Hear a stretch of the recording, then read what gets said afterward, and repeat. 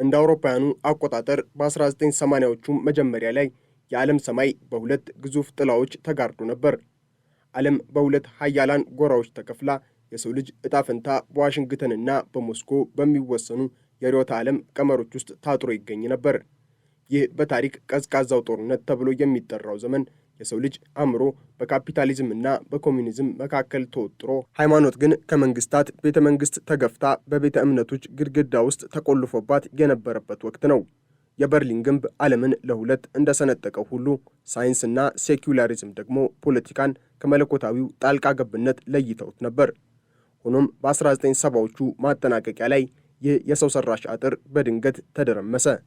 ከዘመናት እንቅልፍ የነቃው የሃይማኖት ስሜት እንደ ሰደድ እሳት ከመካከለኛው ምስራቅ ተነስቶ መላውን ዓለም ሊያጥለቀልቅ ዝግጅቱን አጠናቀቀ።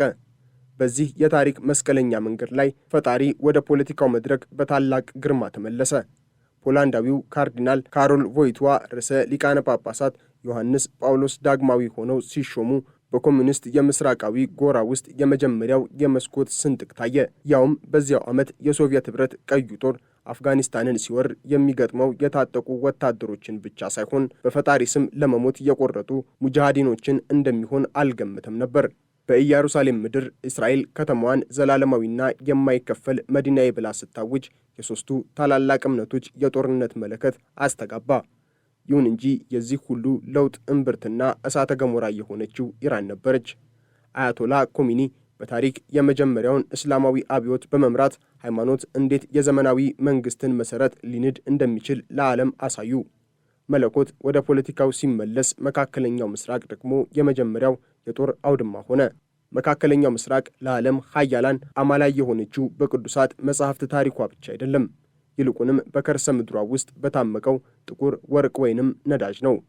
የምዕራባውያን ስልጣኔና የኑሮ ደረጃ በዚህ በቀላ ስትራቴጂካዊ ቀጠና ላይ የተንጠለጠለ ነው። በ1978 አሜሪካ በዚህ ቀጠና ላይ ፍጹም ታማኝ አጋር ነበራት። እርሱም የኢራኑ ሻህ መሐመድ ረዛ ፓላቪ ነበር። ሻህ በምዕራባውያን ዘንድ የገልፍ ፖሊስ ተብሎ የሚጠራ የሰለጠነና ዘመናዊ ጦር የታጠቀ በቀጠናው ላይ የአሜሪካን ጥቅም የሚያስከብር ብርቱ መሪ ነበር። አሜሪካ በሻህ አይበገሬነት ላይ ያላት እምነት ጽኑ ነበር። ኢራንንም በዚያው በሚናወጥ ቀጠና ውስጥ እንደ የመረጋጋት ደሴት ትመለከታት ነበር። ነገር ግን ከዚህ የቤተ መንግሥት ድምቀት በስተጀርባ የኢራን ሕዝብ በቁጣ እየነደደ ነበር። የኢኮኖሚ ቀውስ፣ ማኅበራዊ ግፍና የሻህ ሰቅጣጭ የጸጥታ መዋቅር ሕዝቡን እስከ መጨረሻው ጥግ አድርሰውት ነበር።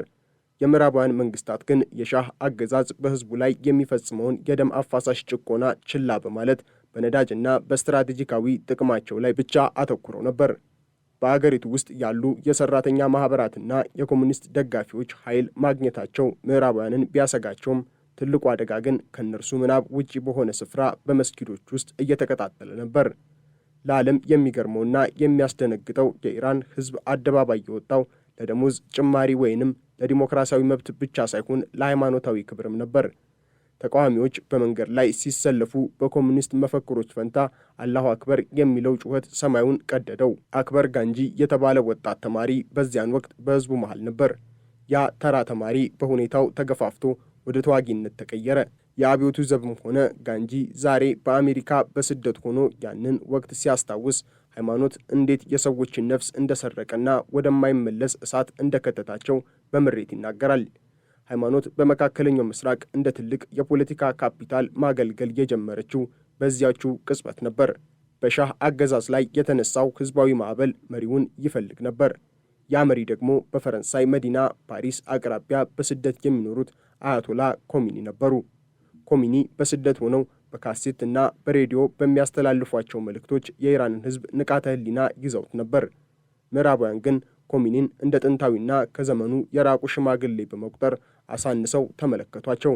እንዲያውም ፈረንሳይና አሜሪካ ኮሚኒን እንደ አዲስ አጋር በመቁጠር የሻህን ጀነራሎች ለኮሚኒ መንገድ እንዲለቁ ጫና አሳድረውባቸውም ነበር። የእስራኤል ጀነራል ይስሐቅ ሰገቭ በወቅቱ በቴህራን ሆኖ የሁለቱን አገሮች የጦር መሳሪያ ንግድ ይመራም ነበር። ሰገቭ በወቅቱ የነበረውን ሁኔታ ሲያስታውስ የኢራን ጀነራሎች ኮሚኒን ከአውሮፕላን ማረፊያ እንዳረፉ ገድለው አገሪቱን ወደ ወታደራዊ አገዛዝ ለመቀየር እቅድ ነበራቸው።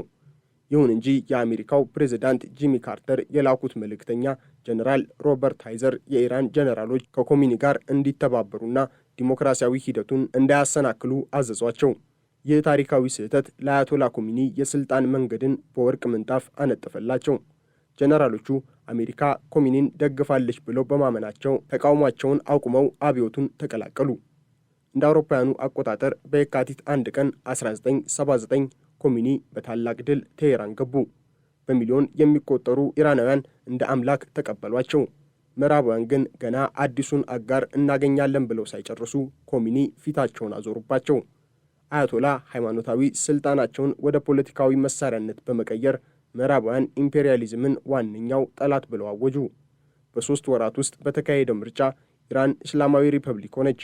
አዲሱ ሕገ መንግሥት አምላክን ግቡ፣ ቁርአንን ደግሞ መመሪያው አደረገ። ምዕራባውያን መሪዎች ይህንን መንፈሳዊ ማዕበል የመረዳት አቅምም ሆነ ፍላጎቱ አልነበራቸውም። ኮሚኒ ግን ዓለምን እንዴት እንደሚዘውሩ በሚገባ ያውቁ ነበር። እንደ አውሮፓውያኑ አቆጣጠር በህዳር 4 ቀን 1979 የኢራንና አሜሪካ ግንኙነት ወደማይመለስበት ቃጠሎ ውስጥ ገባ። 400 የሚጠጉ ኢራናውያን ተማሪዎች በቴህራን የሚገኘውን የአሜሪካ ኤምባሲ በመውረር 52 ዜጎች በታጋችነት ያዙ። ይህ ድርጊት በአሜሪካ ላይ የተሰነዘረ ቀጥተኛ ጥቃትና ታሪካዊ ውርደትም ነበር። ተማሪዎቹ ታጋቾቹን ለመልቀቅ በስደት ላይ ያለው ሻህ ተመልሶ ለፍርድ እንዲቀርብ ጠየቁ። ፕሬዝዳንት ጂሚ ካርተር ግን ይህንን ጥያቄ ውድቅ በማድረግ አሜሪካን ወደ ጥልቅ ቀውስ ውስጥ መሯት። ኮሚኒ አሜሪካን ታላቁ ሰይጣን ሲሉ ጠሯቸው። ይህ ስያሜ ለኢራን ሕዝብ ተራ ስድብ ሳይሆን በቁርአን የተደገፈና መንፈሳዊ ትርጉም ያለው መፈክር ነበር። ሃይማኖት ሕዝቡን ከአሜሪካ ጋር ለመጋፈጥ እንደ ትልቅ ነዳጅም አገልግሏል። አሜሪካ ታጋቾቿን ለማስለቀቅ ኦፕሬሽን ኤግል ክላው የተባለውን ወታደራዊ ሙከራ ብታደርግም ውጤቱ ግን አሳዛኝ ነበር።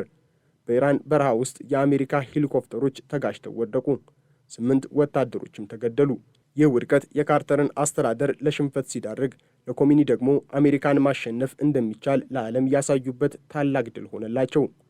ታጋቾች ለ444 ቀናት ታስረው የቆዩት ኮሚኒ አዲሱን የእስላማዊ ሪፐብሊክ ስልጣን እንዲያጠናክሩና አሜሪካ ከእንግዲህ በመካከለኛው ምስራቅ እንደ ልቧ መፈንጨት እንደማትችል ለማሳየት ነበር። በአትላንቲክ ውቅያኖስ ማዶ በአሜሪካ ለደረሰባት ውርደት ምላሽ ለመስጠት አዲስ መሪ መረጠች፣ ሮናልድ ሬገን። ሬገን ስልጣን ላይ የወጡት በሃይማኖታዊ ስሜት የታጀበውን አሜሪካዊነት በመቀስቀስ ነበር።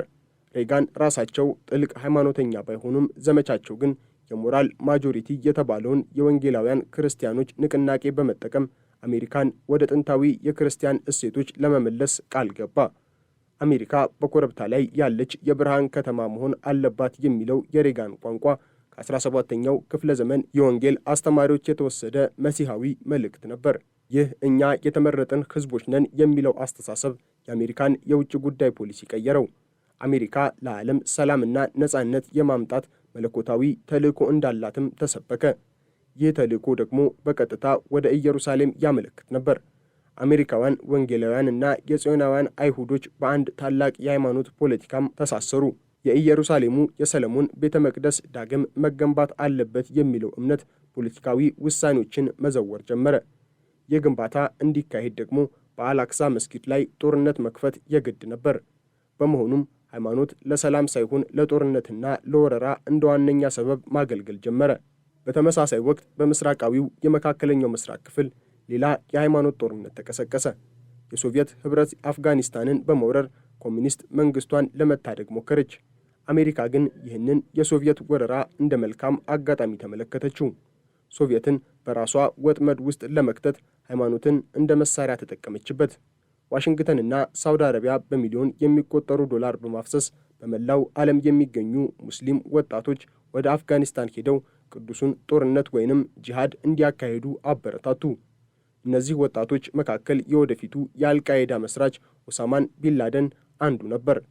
አሜሪካ ሃይማኖታዊ አክራሪነትን ለሶቪየት መውደቂያነት ስትጠቀምበት ወደፊት ለራሷ የሚተርፈውን መርዝ እያዘጋጀች መሆኑን አልተረዳችውም ነበር። የሶቪየት ኅብረት በአፍጋኒስታን ተራሮች ላይ ደሟ ፈሰሰ። በመጨረሻም ፈረሰች። የምዕራባውያን ስልትም ተሳካ። ነገር ግን በዚያው ልክ በመላው ዓለም የሚንቀሳቀስ የታጠቀ የፖለቲካ እስልምና ኃይል ተወለደ።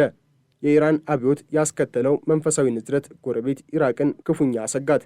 የኢራቁ መሪ ሳዳም ሁሴን ምንም እንኳን ሴኩላሪስት እና ሶሻሊስት ቢሆንም የኢራን የሺአ አብዮት ወደ ገዛ አገሩ ሰርጎ እንዳይገባ ፈራ። በ1980 ሳዳም ሁሴን በምዕራባውያን ሙሉ ድጋፍ ኢራንን ወረረ። ይህ ጦርነት 8 ዓመታትን የፈጀ ሲሆን በሚሊዮን የሚቆጠሩ ሰዎችን ሕይወት የቀጠፈ የዘመናችን እጅግ አሰቃቂው ግጭትም ሆነ። ሳዳም ወረራውን ቃዲሲያ ብሎ ሰየመው። ይህ በሰባተኛው ክፍለ ዘመን አረቦች ፋርስን ድል ያደረጉበትን ጥንታዊ ጦርነት ለማስታወስ ነበር። በምላሹ ኢራናውያን ጥቃታቸውን ከርበላ አሉት። ይህ ጦርነት የርዕዮተ ዓለም ብቻ ሳይሆን ከ1300 ዓመታት በፊት በነቢዩ መሐመድ ተከታዮች መካከል የተፈጠረውን የሺአና የሱኒ ቁስል የቆሰቆሰም ነበር። ኢራን ሕፃናት ወጣቶችን ወደ ገነት መግቢያ ተብሎ የታመነ የላስቲክ ቁልፍ አንገታቸው ላይ በማሰር በሚታረሱ ፈንጂዎች ላይ እንዲሮጡ አደረገቻቸው። ይህ ለሺዎች ሞት ክብር እንጂ ስቃይ አልነበረም። ምክንያቱም የሚሞቱት ለአምላክ እንደሆነ ተሰብኮላቸዋልና። ጦርነቱ እየከረረ ሲሄድ ምዕራባውያን ግን ሁኔታውን በሲኒክ ዓይን ይመለከቱት ነበር። ኢራን እና ኢራቅ እርስ በእርሳቸው ተዳክመው ደም እንዲፋሰሱ መሳሪያ ለሁለቱም ወገን ይሸጡ ነበር። የኢጣሊያው መከላከያ ሚኒስትር እንዳለው ይህ ጦርነት ለአውሮፓ በረከት ነው፣ ምክንያቱም በቢሊዮን የሚቆጠር ዶላር እየገዙ ነው ማለቱ የምዕራባውያንን ግብረ ገብ አልባነት የሚያሳይ ነበር። በ1986 የፈነዳው ኢራን ጌት ቅሌት አሜሪካ ለጠላቷ ለኢራን በምስጢር መሳሪያዎች ስትሸጥ መገኘቷን አጋለጠ። በዚሁ መሃል ጦርነቱ ወደ ሊባኖስ ተሻገረ። በ1982 እስራኤል ሊባኖስን ወረረች። በቤሩት ዳርቻ የሚገኙት የሳብራ እና ሻቲላ የስደተኞች መጠለያዎች ውስጥ ከ900 በላይ ፍልስጤማውያን በክርስቲያን ሚሊሻዎች ተገደሉ። ይህ እልቂት አዲስ ኃይልን ወለደ፣ ሄዝቦላህን። የአላህ ፓርቲ ተብሎ የሚጠራው ሄዝቦላህ በኢራን ድጋፍ ተመስርቶ በእስራኤልና በአሜሪካ ላይ መጠነ ሰፊ የሽብር ጥቃቶችን መሰንዘር ጀመረ። የሊባኖስ በረሃዎች በሃይማኖታዊ ስሜት በታወሩ ተዋጊዎች ደም ረሰረሱ። እንደ አውሮፓውያኑ አቆጣጠር በ1988 የኢራንና የኢራቅ ጦርነት ሲያበቃ አሸናፊም ተሸናፊም አልነበረም። ሁለቱም አገሮች በኢኮኖሚና በሰው ኃይል ደቀው ነበር። ኮሚኒ የተኩስ አቁሙን ሲቀበሉ ከመርዝ የበለጠ መራራ የሆነ ጽዋን ተጎነጨሁ አሉ። ከአንድ ዓመት በኋላም አያቶላ ኮሚኒ አረፉ። ሶቪየት ኅብረትም ፈራረሰች። ቀዝቃዛው ጦርነትም አበቃ። ነገር ግን በመካከለኛው ምስራቅ የተዘራው የሃይማኖት ፖለቲካ ዘር ገና አሁን ፍሬውን ማፍራት ጀመረ። የ1980ዎቹ ተዋንያን የዘረጉት መሠረት ዛሬም ድረስ ዓለምን እያሰቃያት ነው። ሃይማኖት ለፖለቲካ መጠቀሚያነት በዋለች ቁጥር የሰላም ተስፋው እየራቀ ይሄዳል። ዛሬም በመካከለኛው ምስራቅ የሚነዱት እሳቶች፣ የሚፈነዱት ቦምቦችና የሚፈሰው የንጹሐን ደም ያው በሰማንያዎቹ የተጀመረው መለኮታዊ ፖለቲካ ውጤቶች ናቸው። የታሪክ መዝገብ በደም መጻፉን ቀጥሏል። የሰው ልጅ ካለፈው ስህተቱ ካልተማረ የወደፊት ዕጣ ፈንታው በአመድ ስር መቅበር ብቻ ይሆናል። አምላክ ወደ ፖለቲካው የተመለሰው ሰላም ሊያመጣ ነው ወይንስ ዓለምን ወደ መጨረሻው አርማጌዶን ሊመራት የሚለው ጥያቄ መልሱ አሁንም በመካከለኛው ምስራቅ በሚነዱ እሳቶችና በሚፈሱት ደሞች ውስጥ ተቀብሮ ይገኛል። ጦርነቱ ይቀጥላል። ሃይማኖት ግን አሁንም በኃያላን ውስጥ ያለች ገዳይ መሳሪያ ሆና ትኖራለች።